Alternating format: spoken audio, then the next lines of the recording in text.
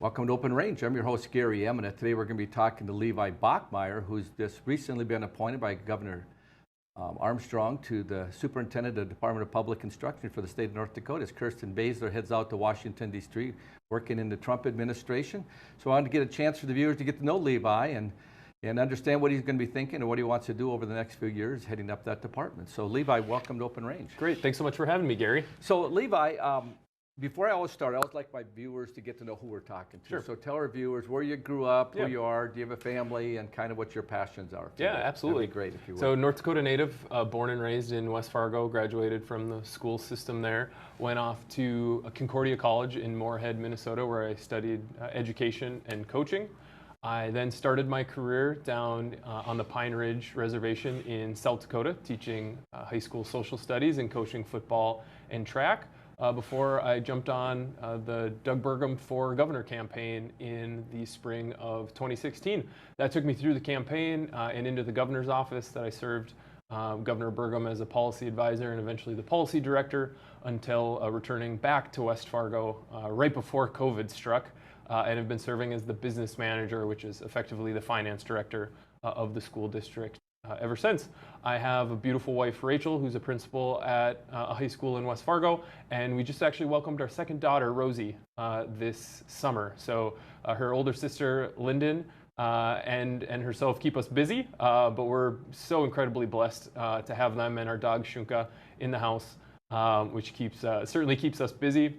Free time, you can find us either watching high school activities or trying to hike the North Dakota Badlands. I actually didn't get out to Medora, Gary, until I was on the governor's campaign in 2016. So almost 25 years old, growing up in the Red River Valley, and I was just amazed by the beauty. And so we try to get out there out into the western part of the state as often as we can. Rachel and I met doing a program called Teach for America, which put teachers in low-income schools, and we spent most of our free time hiking the Badlands and the Black Hills in South Dakota, and it's something that we continue loving to do to this day. So you're a West Fargo kid, you said. So Yeah. so you guys all go to the lake. That's where everybody goes to Minnesota to the lakes, not typically the western North Dakota like Bismarck. Yeah, we're a little atypical in that way. You know, we've got some Yeah. friends that have got a cabin, and it's always fun to go out and visit them, but we've talked about it many times. I don't know that I have any more desire to mow even more grass. And when there's so much great outdoors to enjoy in North Dakota, we look westward in the summer, not necessarily eastward. So if you so let's talk a little bit about. So you said coaching. So what did you play some sports in high school? Yeah, so I'm a football and track and field guy. I was a pole vaulter in high school. Pole vaulter. Yep. Continued that in college. I was the captain of the track and field team my senior year at Concordia. Specialized in the pole vault, and really have been doing that ever since I graduated high school. So how high can you jump? My very best is just over 15 feet. So 15 in college, feet. you get into the sort of the That's nerdy a metric long, system. That's but a long number. yeah, you gotta be patient while it throws you up there. But it was just the thrill of a lifetime, and I've loved coaching pole vault. Really ever since I graduated college. So if you take pole vaulting 15, it's been so long since I followed track and field. What is like the world record? I give an example. We are in the golden age of pole vaulting right now. A guy by the name of Mondo Duplantis, he competes for Sweden, but he's actually spent most of his time in America. He just continues to break the world record. He's closing in, I think it's almost 21 feet, 6 meters, 30 centimeters. Just an absolute incredible athlete. So you'll find me watching whether it's the Worlds or the Olympics or whatever it is. I mean, there's some incredible international pole vaulting, and we've been blessed in North Dakota to have some really, really incredible kids as well. And so you're a Concordia young man. So how did you find Concordia? I started my collegiate experience actually down in the Twin Cities at the U of M. And when I decided that I wanted to go into teaching, I discovered that in a school that big, they didn't have a secondary education program. Wow, at the University of Minnesota? At the University of Minnesota, you could be an elementary teacher, or at least at that time, if you wanted to teach high school, you had to go get a master's. And at that point, I didn't think that was probably the best move. So I was missing track. I wanted to get a degree to go teach in the classroom, and Concordia seemed like the right fit. So I transferred there, and sort of the rest was history. Loved my experience, met some great friends, had a great time on the track team, and learned a lot. Yeah, U.S. Senator Kevin Cramer is a big Concordia Yes. guy, so he's Yeah. always talking to it, and so I got a lot of Concordia background because I've always heard the Cramer stories. Sure. Oh yeah. I really like Concordia. So, so talk to us a little bit about your time of, so you focused on education. We're going to get into your new role here shortly, but you worked with Governor Burgum. Talk to us a little bit about that, working with Doug, and how that came about. Yeah, so I actually met Secretary Burgum through his son Joe. He's just a year or two younger than I am. We met in high school doing different community service opportunities, and I got to know Doug through him and was just really impressed by his love of the state and vision for the future. And so when I found out that he was running for governor in 2016, I was actually still teaching and coaching. I reached out to some folks on the campaign and said, hey, if there's anything that I can do, remotely. There's not a lot to do on nights and weekends in little Wombly, South Dakota, and so happy to, help out any way that I can. So once the school year got over, I moved back up, joined the campaign and started working for him. I have learned so much from him. I consider him one of the great mentors of my life, and I'm really proud of him that he's out serving our country in Washington and ensuring that we're unleashing energy dominance for all Americans. So you were like a policy advisor. Is that what your role was, or what like exactly what you did after you got out of the campaign? Yeah. You worked with him, kind of on policy and stuff. And talk to us what does that mean to the average viewer out there in open range? Goes, oh, what does that mean? Yeah. So I applied and was accepted and went officially to work in the governor's office. Started as a policy advisor. The governor's office isn't a big team. We call it a small but mighty team. When I was there, only 4 or 5 people who work regularly in policy, which means you have various portfolios. So you're supporting the Highway Patrol or the Department of Public Instruction or Health and Human Services. So I started out as a policy advisor where I spent most of my time working on K-12 education. And then over time was promoted to be the policy director, which meant that I was leading the full policy team in addition to working on some items. I kept K-12 just given my background and passion for the topic. So our job was to understand and then go activate the governor's vision. I see. So when you initially came with him, you did more education. That was your portfolio when you came on with him and stuff. So talk a little bit about the governor. I mean, he seemed to have a lot of vision to change the way education was going to go. I mean, because of the online and his technical background. Right. Talk to us a little bit about that a little bit from your experience. Yeah, one of the things I really enjoyed when working for Governor Burgum was we established what was called the Innovative Education Task Force, and it brought together stakeholders from all corners of the state asking how do we make sure that we can provide an excellent education for all students. So we toured different schools. We had folks from public schools, from non-public schools, and it was just sort of working on the foundational question, how can we make sure that every North Dakotan has a great education that prepares them for life after high school? So whether it's studying, how do we make sure that students are getting experiences that expose them to different career opportunities, to giving them more choice in their learning so they can move at a faster pace or study a topic of interest to them. I think schools have come a long way, but I think we always have more to do. So just to learn from those folks about what's going on in schools across North Dakota was really great. And I know Governor Burgum was playing the long game, saying innovation starts at the local level. You need to have teachers, principals, and superintendents who own that fact and will listen to their community to see what does our community believe that students need to succeed in the 21st century, and that's going to look a little bit different in Washburn than it will in West Fargo, than it will in Williston or West Hope. So it was a great experience, and I try to take that fire and really that understanding that we have to ensure that students not only have the knowledge but also the skills and the mindsets if they're truly going to succeed in life after high school. And so in your role, so we're going to come back and dig into that a little bit further, but so you've been appointed by Governor Armstrong, and there's a government shutdown. Talk to us about what the implications are all of that in your job and right. Kirsten, et cetera. Yeah, so until the government reopens, Assistant Secretary Baszler is not able to take her oath of office, which means that she's sort of in a holding pattern, which means that I'm in a holding pattern, but that's okay. Just like if there was a regular election, there's a time between the election itself and when a new office holder is sworn in. So I think we're trying to approach it with that same philosophy. She has been gracious in getting me access to beginning to meet with members of the team, sending me information about the relevant projects and topics that the department's working on, And similarly, I'm working hard to make sure that my replacement is trained and ready to go. West Fargo is a fast-growing school district, and there's a lot of moving parts, so I want to make sure that they're set up for success as well. So I don't yet know when exactly that day will be. So just working hard to learn as much as I can about the role and the opportunities and the challenges facing the state, and preparing my successor at my current school district. And when that time comes, I'll jump in and with both feet and get after it. So when you got appointed by the governor, did he have an open application process, or is this out of the blue? All of a sudden you get a call from the governor and he's interviewing you, or talk to us a little bit about that process. Governor Armstrong is really passionate, both he and Lieutenant Governor Strinden, about ensuring that all students have a quality education. So by no means was this just hey, we want you to do this. It was hey, write us a cover letter and send a resume and come in and compete for the job. And I think that's great. As a coach and former athlete, I think competition's amazing. So we were talking, regularly. I had applied to serve on the State Board of Higher Education, and the governor and I were talking often about how do we better connect higher ed policy with what's happening in our K-12 schools.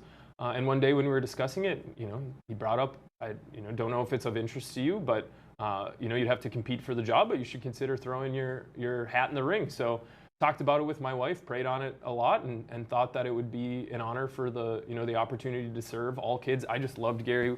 When I worked in the governor's office, you'd be putting in gas at the C-store in Medora, and every single car that had North Dakota plates, it was like, I work for you. And it didn't matter if they were up in Divide County or down, in Richland.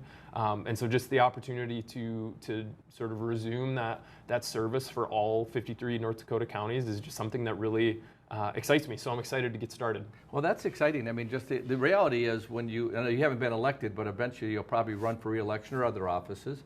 You do serve the people, and that's just, I appreciate that attitude. So we're going to go to the break. When we come back, we're going to dig in a little bit further. So we've been talking to Levi Bachmeier, who is the appointed, soon to be filling his role as Department of Public Instruction Superintendent for the state of North Dakota. Stay tuned. We'll be right back.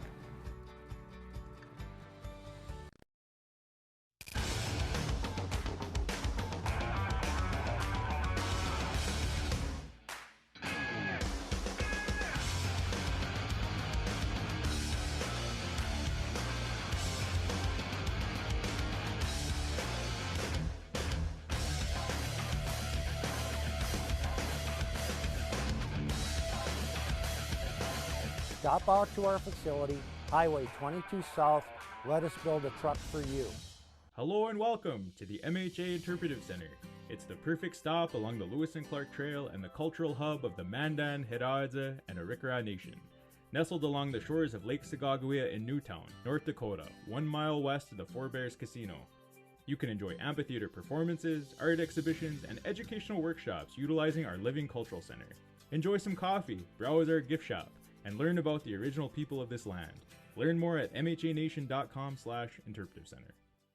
Welcome to Arrowhead Cleaners. Newly renovated, modernized, and ready to make your cleaning needs hassle-free. From commercial and residential wash and fold laundry services to the latest in professional dry cleaning techniques, we are dedicated to your unique needs, offering alterations, fabrications, and even custom hat making. So whether you're a busy professional, a family on the go, or even a rodeo champion, Arrowhead Cleaners is here to take your things from messed up to dressed up. Now celebrating our 64th year in Arrowhead Plaza. Home on the Range offers a nurturing place for teens who may have just come from an unsafe or traumatic environment.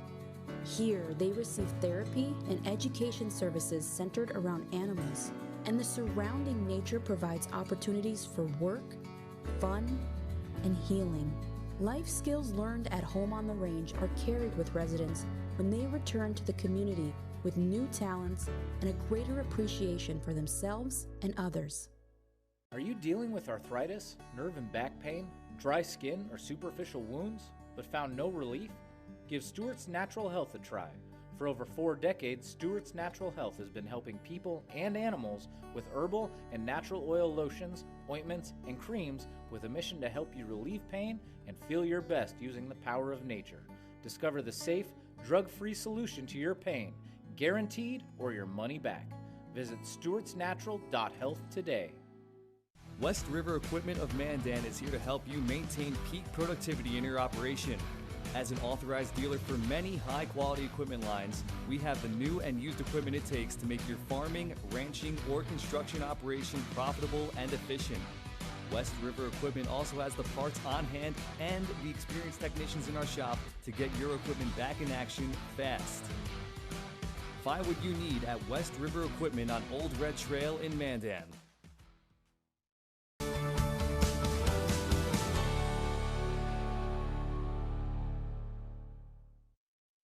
Welcome back to Open Range. We're talking to Levi Bachmeier, who's been appointed by Governor Armstrong to be the superintendent for the state of North Dakota for public instruction. So Levi, as we think through that whole process of education, I've been a really strong advocate for homeschool. My boys a couple times were in and out of homeschool.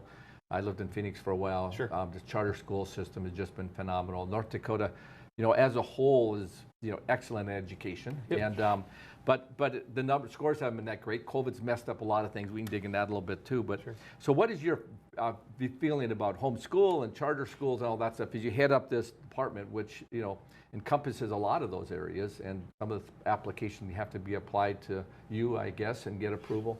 Yeah. Just kind of help the viewers know kind of where Levi Bachmeier is on some of these issues. Absolutely. I'm a proud product of public schools. I believe that they are strong. I believe that they can be even better, but at the same time, it's sort of the foundational right of parents to decide how they want to best educate their children, and if that means homeschool, I think that that's great. I had the opportunity when I worked in the governor's office to attend a homeschool convention, and the message that I heard loud and clear was just, we want to be able to educate our students the way that we believe is best, and we don't want burdensome government regulation. We don't want any sort of incentive that comes with a whole bunch of strings attached. I mean, the message that I heard was pretty loud and clear, that we want to do what we think is best for our kids, and I think that that's great. I think the goal is to ensure that students have lots of great options, whether that's being educated at home or whether that's going into their public school. Charter schools were just authorized during the last legislative session. There aren't any currently open, but I understand that there are some that are being organized with the intent to start educating students next school year. And I'm really excited to dig in and sort of see what types of schools are these charter operators interested in, how do they provide more opportunity and choice for students, and how can we view them as centers for innovation. Now, the law, I think, is pretty clear that charter schools have to operate like public schools, so they have to play by the same rules. And I think as long as the playing field is fair, as an athlete and a coach, you want to make sure that there's a fair and consistent set of rules. I'm really curious to see what types of charters we see, if they're in urban and rural or both areas, the types of areas that they choose to focus on, and figure out how can we learn from them so we can continue to your point, Gary, I think we have a great education system in North Dakota, and I think it can be better, and looking at the NAEP scores, which is sort of the national benchmark tests, we have been climbing in the rankings, and I have all the confidence in the world that we can lead the nation because our kids deserve it. I think, you cite the example, and I lived in Phoenix, my boys were young, they actually went to Montessori when they Sure. were, preschool, but they never ended up, they were in a public school system, the idea that some focused on music, some focused more on tech, because some people, families and kids have a bent a certain way, and they Right. help them kind of jumpstart where their career might end up going. I just thought that was fabulous. Now, I don't have any real life experiences Sure. on it, but the idea of being open-minded about it, and legislators have been kind of reluctant to do much with our system, and I'm not sure the reason. The battle with rural and urban makes for challenges in funding and Yep. districts and consolidation. Obviously, I'm sure that's part of the issue. For sure. Yeah, absolutely. I think the legislature has made some pretty big policy developments over the last couple of years, increasing virtual access for promoting choice. You can really now join a virtual school in any school district in the state. So I'm, as the finance director of a school district right now, I see all of the incoming and outgoing student applications. I think we have a pretty strong open enrollment system, but I think we can continue to improve that. So if a student wants to go join a virtual program somewhere else, that's their and their parents' rights to be able to do that. And I think it helps the public schools, particularly when virtual breaks down so many of those geographic barriers, to compete and put out the best products so students can get a quality education. I think some strides have been made with charter schools, and again, those are public schools that are playing by the same rules, and I think that that's great. Vouchers are a thornier issue when you're talking about, public dollars going to private schools that don't have to necessarily admit all students or are mostly concentrated in our larger communities. So I think that's something that we're going to have to continue to debate. I'm a big believer in choice and competition, but it has to sort of start on an equal playing field of fair rules. So I think the legislature has come a long way. I'm personally really curious. I had read in the paper, I don't know much about the specifics of the charter schools that are hoping to open, but I saw one was a Montessori school in I believe in Fargo.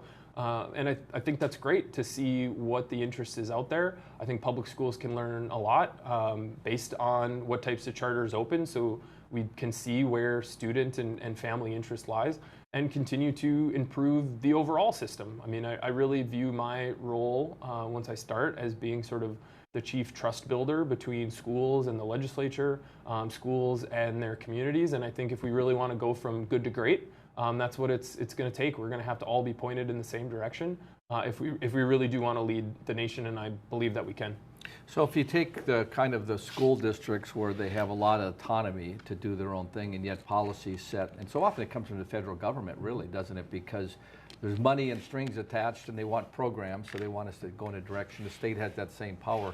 But going back to the local school district and, giving them the authority to make those decisions, those become the challenges of where does that authority centrally sit at, doesn't it? Right. Yeah, and one of the many things that I'm appreciative of the direction that the administration is trying to do under President Trump is getting the federal government out of the way. We spend more time, I'm sort of the chief compliance officer for our large school district, complying with the federal reporting requirements for federal grants that make up not even 10% of our overall revenue.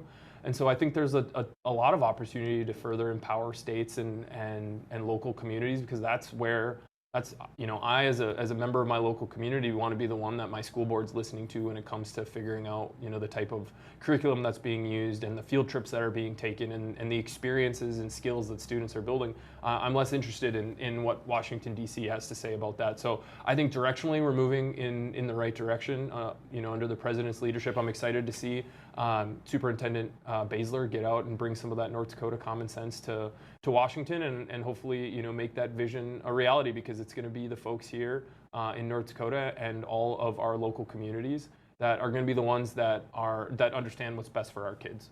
When Kirsten Basler going out, she took a lot of public hits because of back to the Common Core. Now, maybe I don't know if you know that much about it when Common Core came. Can you talk a little bit about what your view of that was? Because I was one of the guys on the other side, because I didn't really like the direction they were imposing on us. And she kind of, initially she kind of was on the bandwagon. I think the public pressure forced her to reposition herself to some degree. I mean, I didn't follow it that close. I just had parents that were us.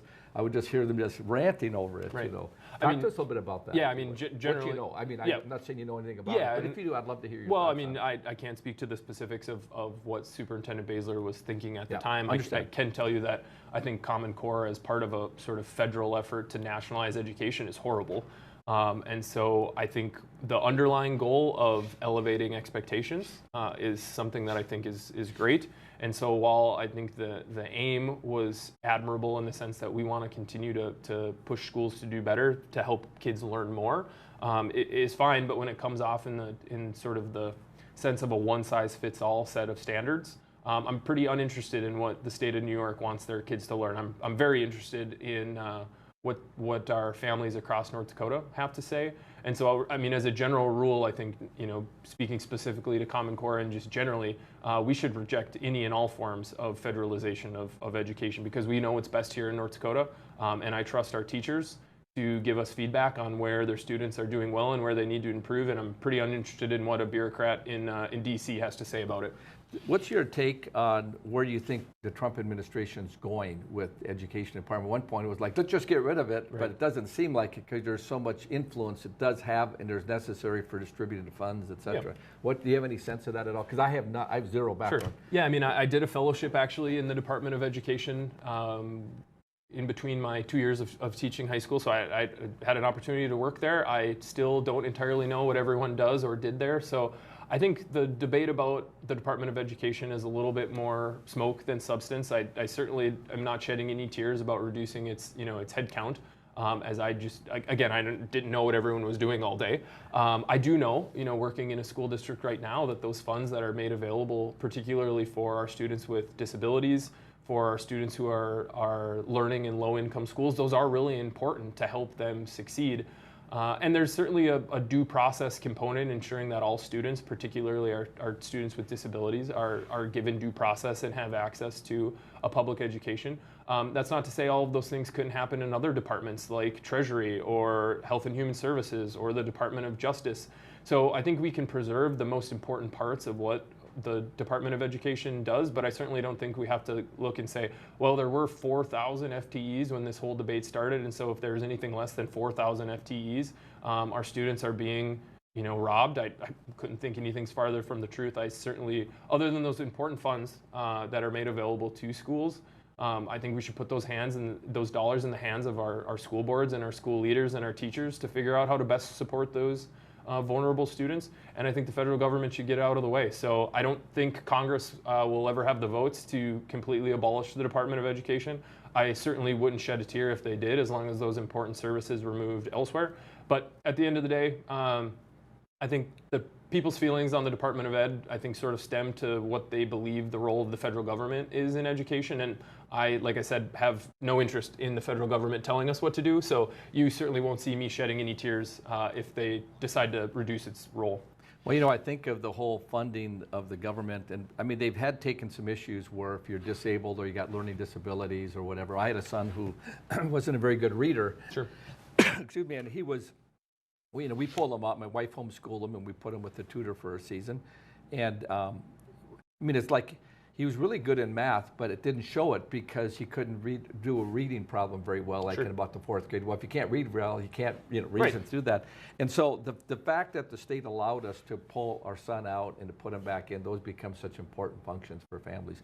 We're going to go to the break, and we come back. I'd like to pick up a little bit on some of your vision of what you would like to see, and think of the rural schools versus the city and this online, and even the role of AI in this is going to have some huge impact. So we've been talking to Levi Bachmeier, who's going to be the new Superintendent of Department of Public Construction for the state of North Dakota. I'm your host, Gary Emineth. Stay tuned. We'll be right back. Base Flug Trailers of Dickinson is a family-owned dealer with expert staff that know their products front to back. We stock over 150 units of all types and can custom order a trailer with the unique features and capabilities you require for brands you can trust. Our experienced service team is the reason we're also the best place to have your trailer customized or repaired. Count on Base Flug Trailers of Dickinson to keep you hauling. Come on in and experience small-town hospitality and the personalized care that makes car buying a pleasure. We know that every journey starts with the right car. Whether it's school drop-off, weekend road trips, or your daily commute, we have the right vehicle for you and your family. With trusted brands, affordable prices, and a team that treats you like family, finding your next car has never been so easy. We pride ourselves on personal attention and quality service. Bassett Motors, where our customers send their friends.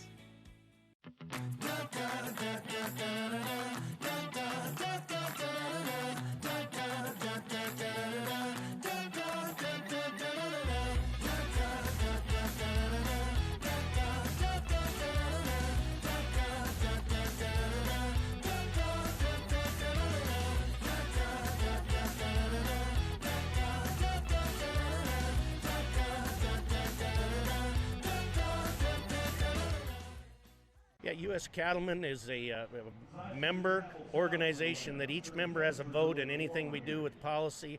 We're representing the independent cattleman or the cow-calf guy or an independent feeder or whatever. We like to support the independent producer. We're talking about mandatory ID, we're talking about cool, we're talking about all the legislation that's going to be coming down with the new administration. There's going to be lots of moving and shaking. So always check us out at our website, uscattleman.org. I'm $27,000 in credit card debt. Okay.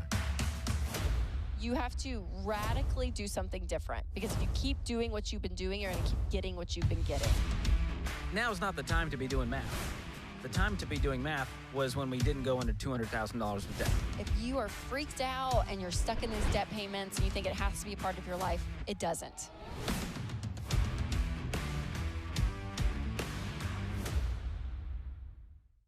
We are Ladies of Another View. Join us every weekday morning at 9 o'clock a.m. as we discuss the big topics from North Dakota, the nation, and around the world. We chat with everyone from celebrities and medical professionals to politicians, local business owners, and neighbors about the topics and stories that affect all of us.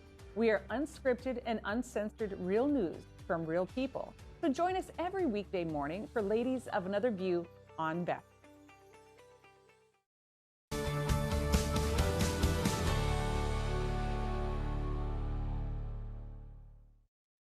Welcome back to Open Range. I'm your host, Gary Emineth, talking to Levi Bachmeier, who's been recently appointed by Governor Armstrong to head up the Department of Public Instruction for the state of North Dakota. So, Levi, when you take the whole idea of education and I mean, I grew up in Washburn, small school, and I loved it. I loved the small town mentality of it. Bismarck seemed like, a big school at the time, many years ago. In fact, I got a 50-year reunion coming up this year, so great. Washburn Cardinals. So anyway, but the idea that there are, you get out in Dickinson or Bowman. I mean, Dickinson probably not fair, but some of these smaller rural towns, the students have small classes, but maybe a good teacher ratio, but just not the breadth of it. And you talked earlier about online and classes and how parents can, apply to do something. So let's just say West Fargo had a great international studies on, Japanese or whatever that could be. Sure.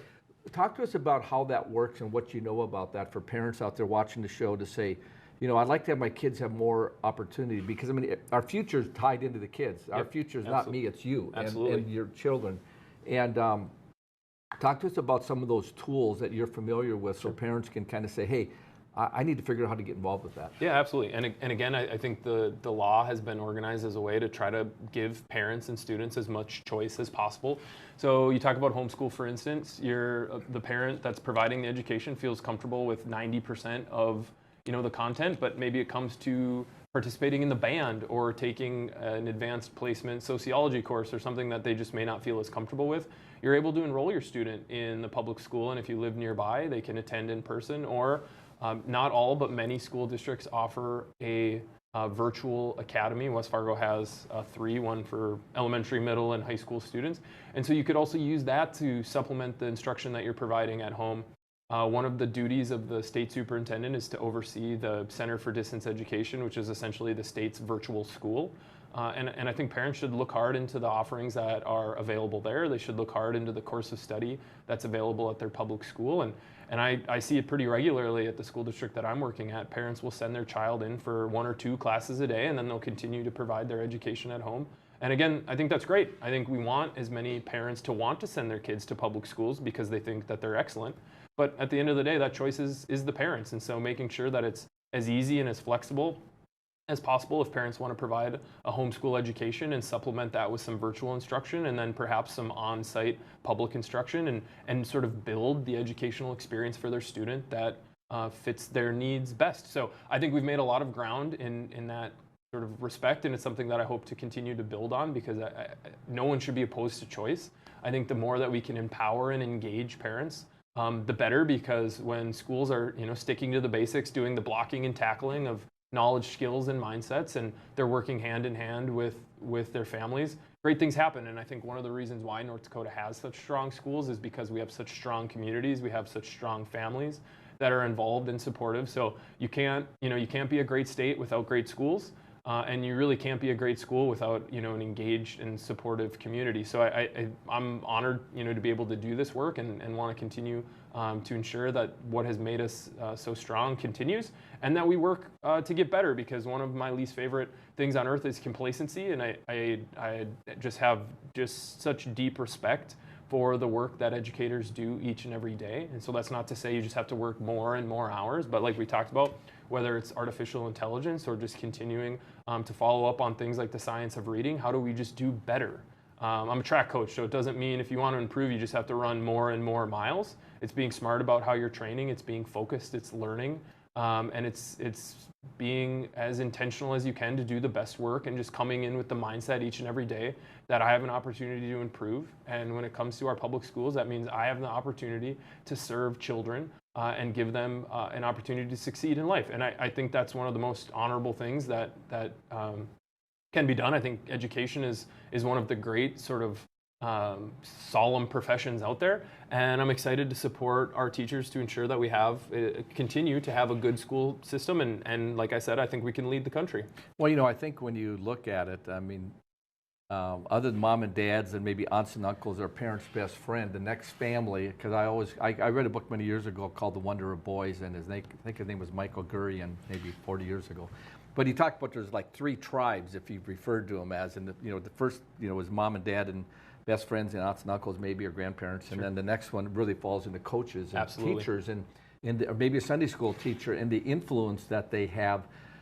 They'll talk about it forever. I mean, I've done interviews here where people talk about their high school coach, and they're my age or older, and the impact they had 50 years later, and it's impacting not only them but their children and grandchildren. And so the idea of leading that and heading that up and taking that's a big responsibility on your part, as well as for the teacher and parents taking it, because we got a lot of great educators. I tend to pick fights a little bit with the unions and trying to give them grief, because every time we want to talk about funding, it's like they're robbing them, and I'm going like, I think it's all about the parents and the kids, right? And sometimes I get a little wound up about that. Question: so let's say a person is in Bowman, and there's a class somewhere, because you talk about the virtual education that comes through the DPI or whatever. And I don't know if Governor Burgum launched it or if it's a federal program, but how does someone be aware of the opportunities other places around the state? Does the state have a bulletin board, or is there something that would allow families to be more aware of it, whether they're homeschoolers or I'm in a small school and they're just limited, and I want to be a doctor, or I want to be a scientist, or I want to go to, be an astronaut, to kind of tap into some of that resources that's not there. Even though online we can do all this stuff, but how do we do it within the state of North Dakota? Yeah, that's a great question, Gary. And not having started, I honestly don't know that I have a perfect answer for you. Yeah. I think that's probably an area that we can continue to improve to make sure that parents are fully aware of all the opportunities and resources available to them. I also know that we're a small state, and word of mouth, travels pretty well, and so we'll see students that are enrolling in virtual programs on the far west side of the state when we're located in the Red River Valley in my current school district. So I think, for the most part, we're a small town with long roads, and a lot of that is handled just by word of mouth. But I think that's something that I want to understand a little bit better. How are those opportunities communicated to and figure out how do we just make sure that it's available and known for all parents and for all students. I recall when I was young, elementary school and maybe even high school, they had what they call lyceums, where they would bring in, international or someone that might have been from a Native American or some specialist in something, and they would do these lyceums for a day. Do they have programs like that in the public school system today, where they bring in? I mean, everything's so online anymore, But I always thought that was an effective thing, because as a small kid in Washburn, I saw things I never knew about before. Yeah, absolutely. And I can't speak to what each of our 168 school districts do. I know folks, in my school district, they try to bring in members of the community, whether that's from the police department and exposure to different occupational opportunities, or that they'll bring in speakers that are trying to drive home a specific message about not driving impaired or whatever it might be. So I think, to your point, schools have an incredibly important role to not only ensure that kids do the blocking and tackling of knowing how the reading, writing, and arithmetic, but get exposure to different career opportunities, get exposure to different ways of thinking, and that they're continuing to build both the skills and mindsets that they need to succeed. I want to go back to the point that you made. Some of the great mentors in my life were, in addition to my family, are the coaches that I had.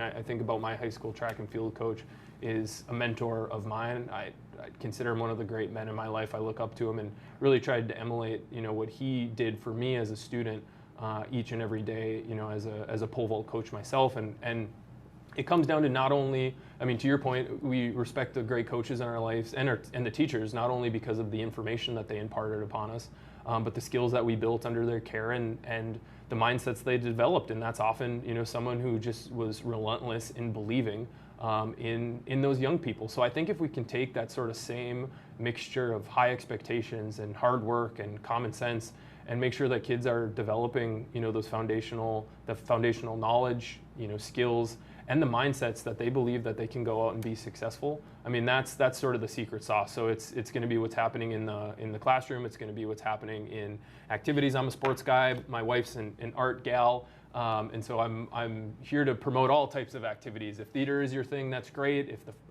If forensics and speech, whatever, you can learn the comparable types of skills, pushing through adversity, overcoming self-doubt, building your resilience and toughness. All these things can happen regardless of the activity that you participate in.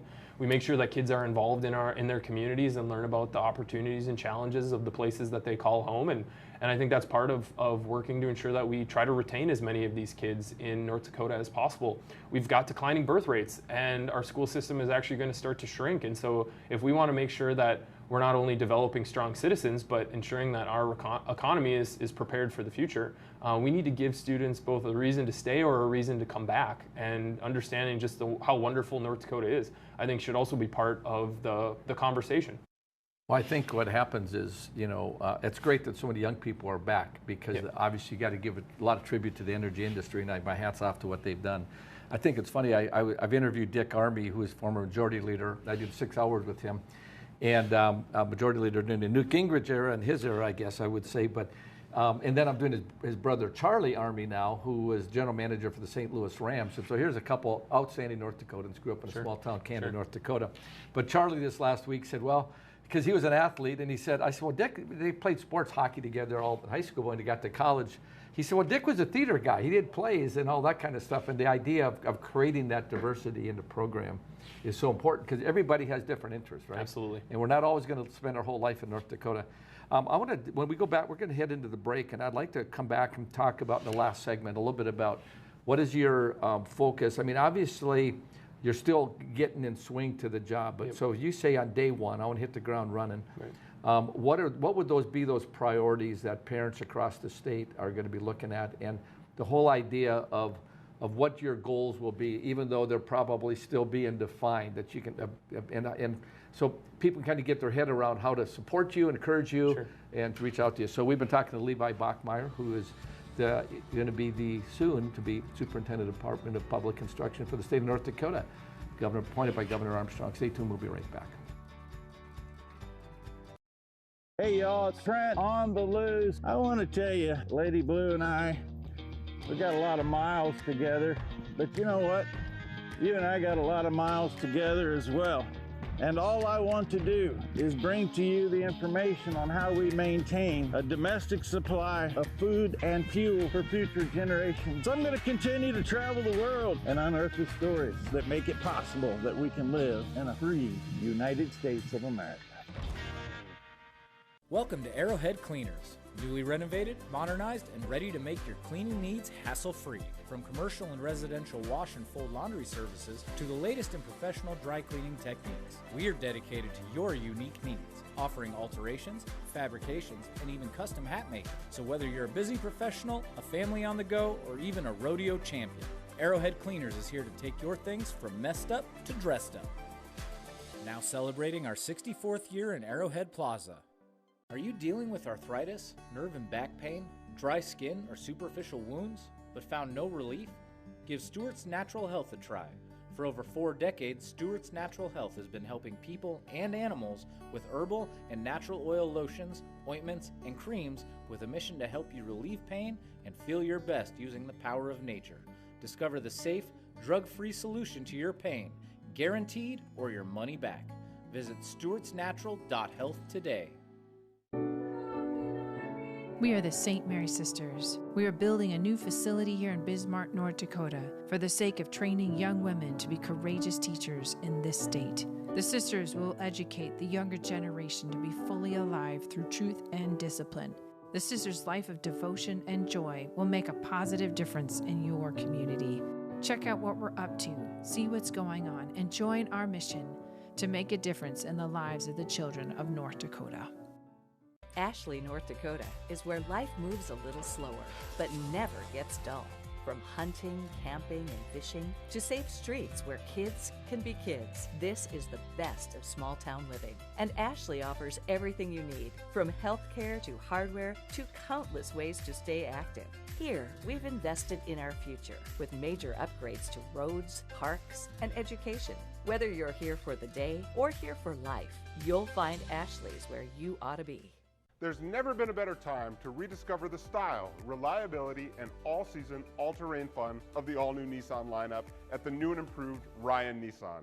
Whether it's the sleek and stylish Murano, the adventure-ready Pathfinder, or the reimagined, ready-for-anything 2026 Rogue, the all-new Ryan Nissan has the vehicle of your dreams at a price perfect for any budget. It's time to rediscover your passion for the road. It's time to rediscover the all-new Ryan Nissan, engineered to endure.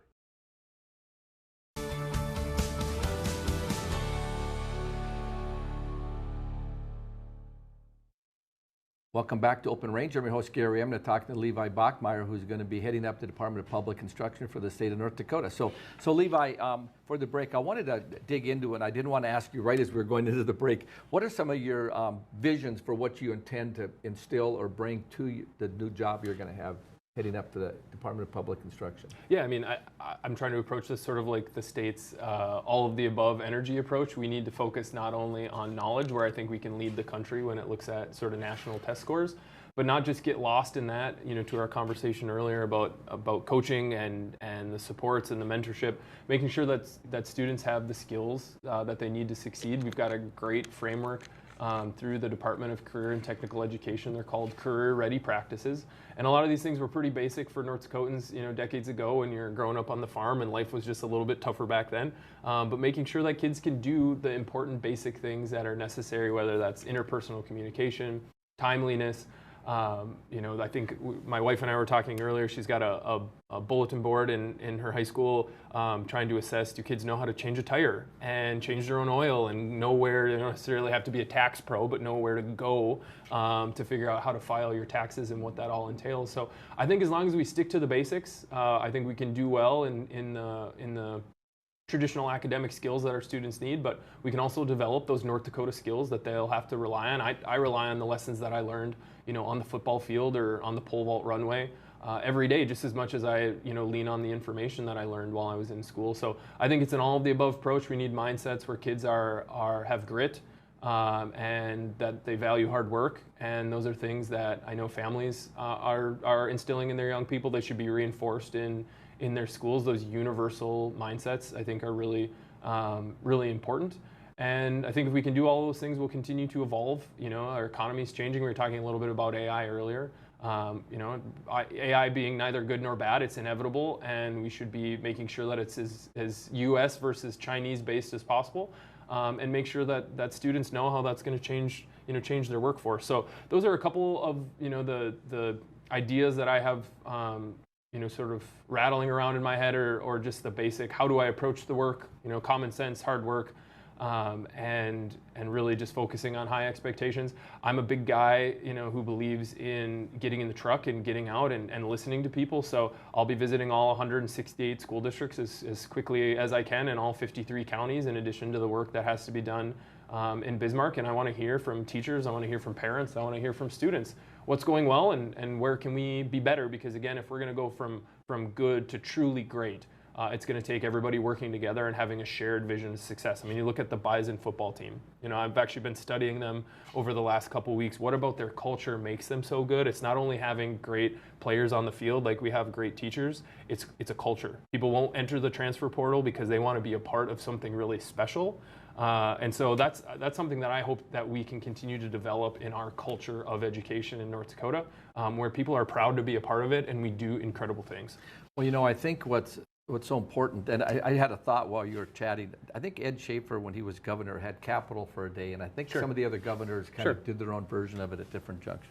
So maybe you can think about creating not a capital, but a school of the day for North Dakota. And so if you're out in Williston or you're in Dickinson or a Washburn, you could kind of do something and bring, you know, I don't know how big the staff is, but the idea of opening up the network of the other schools to each other. I mean, that becomes so important because when Governor Schaefer did this years ago, the idea that he could take back what was going on in Washburn if they have a street problem or police department problem or just different things like that that become common across the state. Right. And not everybody, we get in our little silo of what we're doing and focused on, and sometimes we're missing out. And so anyway, that's just, if you decide to do that, let us know, and we'll maybe come along and tag along and do a show from the road with you. Well, I'll certainly keep you posted because I truly believe that if I'm going to do this job well, it takes knowing the individual challenges and strengths of each of our 168 school districts in all 53 counties, and that means a lot of miles, and that's okay. I'm used to it, and I'm excited to visit all corners of our great state because, again, good education policy isn't going to be developed just sitting behind a desk on the 11th floor in Bismarck. It's going to take getting in the truck, shaking people's hands, asking them what's working, what's not, and trying to work as a system to improve outcomes for all of our kids. So you're a West Fargo guy, your wife teaches there, you have 2 children. How's that going to work with the office in Bismarck? Are you going to be commuting a lot? Or maybe if you visit all the schools, it'd be easier to head back forth to West Fargo. Yeah, my wife. It's going to be a challenge. Yeah, it is. And certainly one of the things that I had to think and pray on most, before throwing my hat in the ring, with the amount of travel that I intend to do this job well, my wife and I talked and we just decided that it didn't make a ton of sense to relocate the entire family. Both my parents come from big families, and they're all sort of in the Cass County area, and it's really important that we have our girls, raised around their family. So knowing that, I'll be in Bismarck to lead the team. I'm not a virtual meetings guy. You're not going to find me in my basement. But knowing that if we're going to go good to great again, I think it's going to take hitting the road and visiting these schools. Rachel's going to keep doing the great things that she's doing, being a principal of one of the state's largest high schools. And I'm going to be working hard to support her and every other educator who shows up every day to do good things for kids.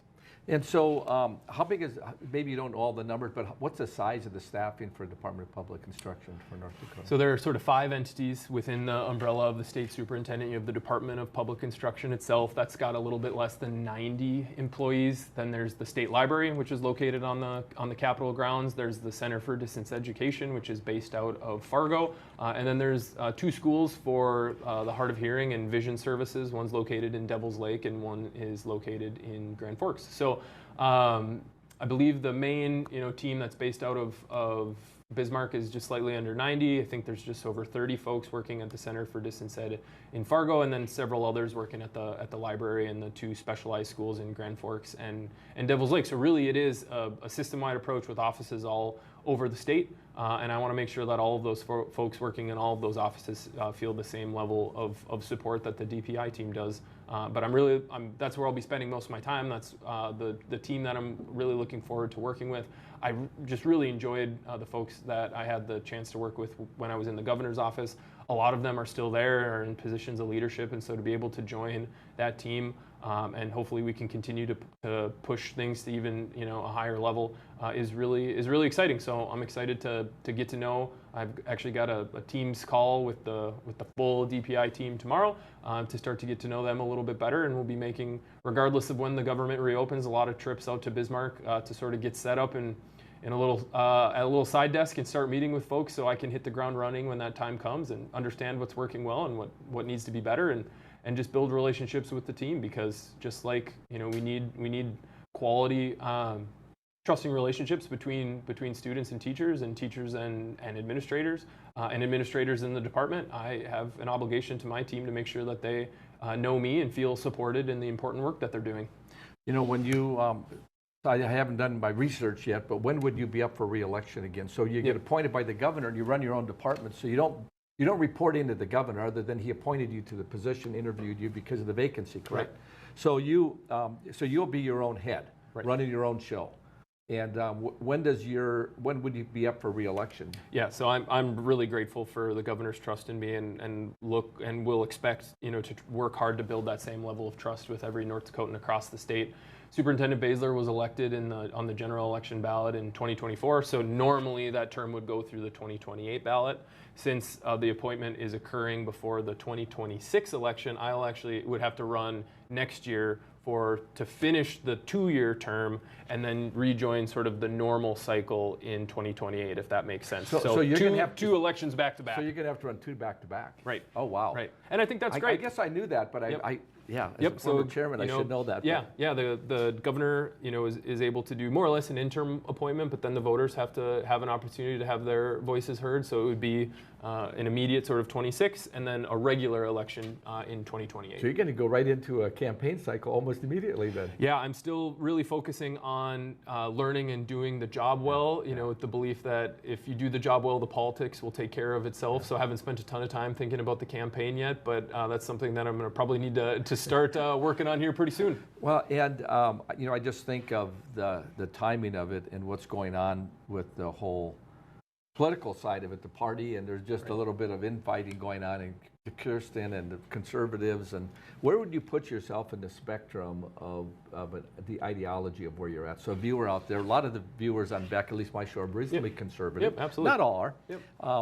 But where would you put you into your spectrum? And maybe, and I don't necessarily want you to compare to Kirsten Baszler because that's not fair to her or you. Yep. Help the viewers know who's Levi Bachmeier. If I'm going to support him next time around, just tell them who you are. Yeah, absolutely. Yeah, thanks for the opportunity, Gary. I mean, I'm a Republican. I'm a conservative. I've been involved in the GOP for some time. I have, was appointed by a Republican governor and worked for a Republican governor and believe in many of the great tenets of free enterprise and the fact that, we want equality of opportunity, not necessarily outcome. And I view that the opportunity really stems from our schools. And so if we have great schools and we give every student an opportunity to succeed, what they choose to do with that is ultimately is up to them. That's their freedom to choose and their freedom to live their life however they want. So the position is technically nonpartisan. It doesn't go through the partisan primary ballot.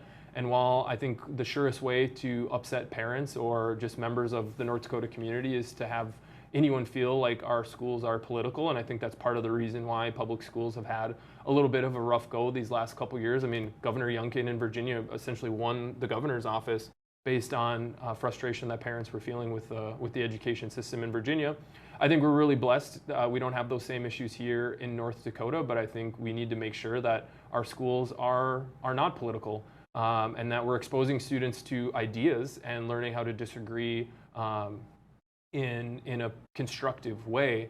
And so I'm going to try to do this in a nonpartisan way because I think that's what people expect their schools to be like. But people also deserve to know what my philosophy is. I'm a conservative by nature, and that is certainly going to influence how I view questions of public policy. But at the same time, Republicans and Democrats all send their kids to our schools and have an opportunity to ensure that they all get a quality education. So Levi, I appreciate you coming out. We're going to let you get settled in your office, and maybe by the end of the year we can sneak you back over here and have another interview to say, hey, here's what's going on, and we'd love to give them a thought on it. I'd be delighted to come back. Thanks for having me, Gary. Well, I appreciate having you. So we've been talking to Levi Bachmeier, who's soon to be the Superintendent of the Department of Public Instruction for the state of North Dakota, in charge of helping educate your children. So I'm your host, Gary Emineth. Thanks for watching.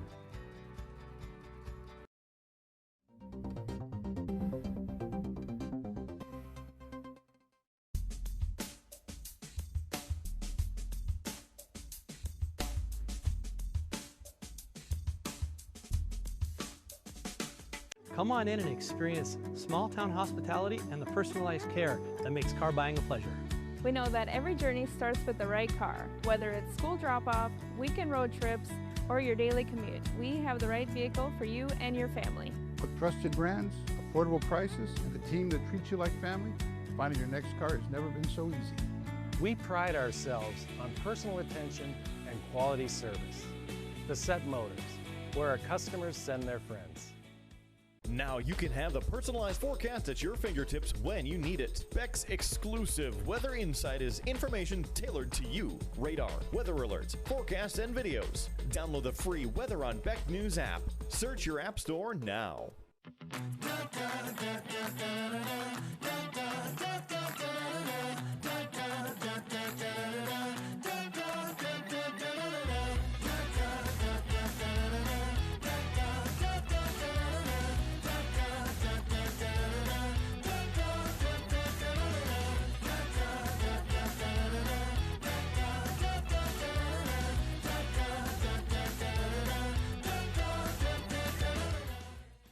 Welcome to Arrowhead Cleaners. Newly renovated, modernized, and ready to make your cleaning needs hassle-free. From commercial and residential wash and fold laundry services to the latest in professional dry cleaning techniques, we are dedicated to your unique needs, offering alterations, fabrications, and even custom hat making. So whether you're a busy professional, a family on the go, or even a rodeo champion, Arrowhead Cleaners is here to take your things from messed up to dressed up.